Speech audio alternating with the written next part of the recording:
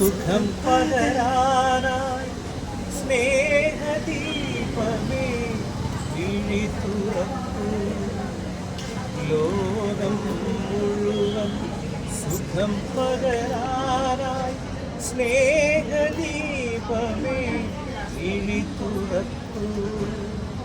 കഥന നിവാരണ കനിവിന്നുറവേ കാട്ടിൻ നടുവിൽ വഴി തെളിക്കൂ.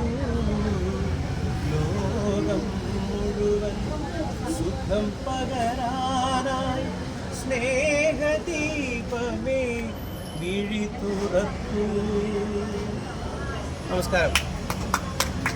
എൻ്റെ പേര് ഷിബു ആന്റണി. ഞാൻ ഈ പാടിയ 2 വരികള് ആദ്യ വാക്ക് വിഴി തുറക്കാൻ പറഞ്ഞത് സ്നേഹദീപത്തോടാണ്. പക്ഷേ ഞങ്ങൾ ഇന്നിവിടെ കൂടിയിരിക്കുന്നത് ഇവിടുത്തെ അധികാരികൾ വിഴി തുറക്കാൻ വേണ്ടിയാണ്.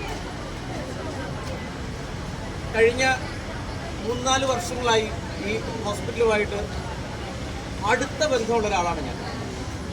ഇവിടെയുള്ള ഒരുവിധം എല്ലാ നഴ്സിംഗ് സ്റ്റാഫുകളെയും എനിക്ക് പരിചയവുമുണ്ട്.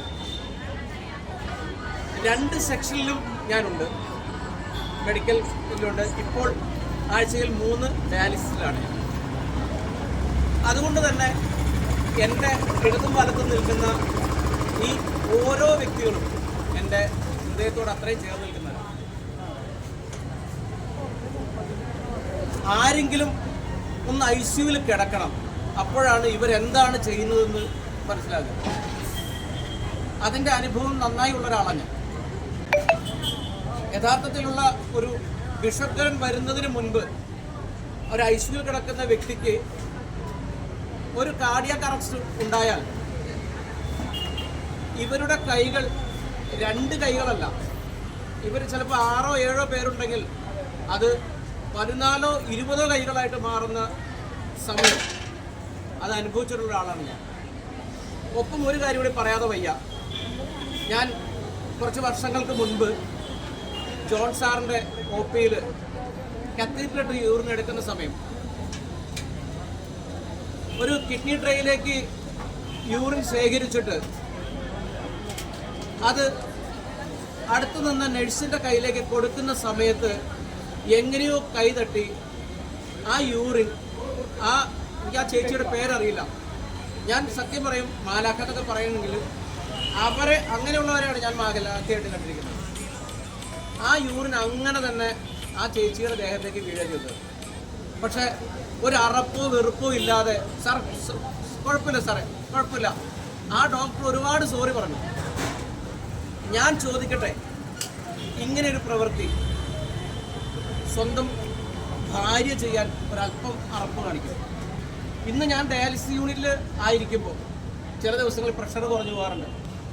അപ്പോഴുണ്ടാകുന്ന വൊമിറ്റിംഗ്, ഒരു പക്ഷേ വളരെ ചെറുപ്പത്തിലെ കുടിച്ച മുലപ്പാൽ വരെ കത്തിപ്പോകുന്നൊരവസ്ഥയിൽ എൻ്റെ അപ്പുറവും ഇപ്പുറവും നിൽക്കുന്ന ഈ സഹോദരിമാർ ഒരു അറപ്പും ഇല്ലാതെ ഒരു പ്ലാസ്റ്റിക് കവറിലോ അല്ലെങ്കിൽ ഒരു ട്രെയിലോ വാങ്ങിച്ചിട്ട് ചേട്ടാ എങ്ങനെയുണ്ട്, ഓക്കെ ആയോ എന്ന് ചോദിക്കുന്ന ഇവരെ അല്ലേ നമ്മൾ ചേർത്ത് പിടിക്കേണ്ടത്? അതോ മരണം സ്ഥിരീകരിക്കാൻ വേണ്ടി മാത്രം എത്തുന്ന EC ചെയറിൽ കറങ്ങുന്ന മേലാളന്മാരെയാണോ നമ്മൾ സാധാരണക്കാർ? ഇന്ന് ഈ ഒരു സമരം കൊണ്ട് ഒരുപാട് രോഗികൾ വിഷമിക്കുന്നുണ്ട്. അതിൻ്റെ കാരണം ആരാ? സത്യത്തിൽ ഇവരെ ചേർത്ത് പിടിക്കും. ഇവർക്കും ജീവിക്കണ്ടേ? അവരെ മറ്റുള്ളവർ പറയായിരിക്കും, നിങ്ങൾ കൂട്ടിയാൽ മറ്റുള്ള സാധാരണക്കാരൻ എന്ത് ചെയ്യും, സാധാരണ ഹോസ്പിറ്റലുകാർ. അതൊന്നും ഇവിടുത്തെ വിഷയമല്ല. ഇവിടെ വേണ്ടത് ഇവിടെ വർക്ക് ചെയ്യുന്ന ആൾക്കാരുടെ അവരുടെ മനസ്സന്തോഷമാണ്. ഇവരാരും ഒരു പേഷ്യൻറ്റിനെയും മാറ്റി നിർത്തി അല്ലെങ്കിൽ അറപ്പോടെയോ വെറുപ്പോടെയോ കാണുന്നവരല്ല. ഇവരെയാണ് നമ്മൾ ചേർത്ത് പിടിക്കേണ്ടത്.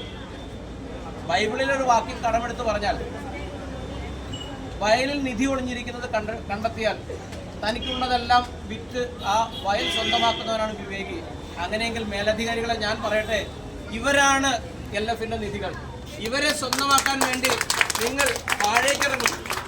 നിങ്ങൾ താഴേക്ക് ഇറങ്ങിയിട്ട് ഇവരെ കാണും. ഇവരെ കണ്ടിട്ട് ഇവരെ ചേർത്ത് പിടിക്കും. ഇവരെ ചേർത്ത് പിടിക്കാൻ വേണ്ടി ഏതെങ്കിലും തരത്തിൽ നേരത്തെ ഞാൻ പാടിയ 2 വരിയിൽ അധികാരികൾ മിഴി തുറക്കാൻ കഴിഞ്ഞാൽ ദൈവം മിഴി തുറന്നു.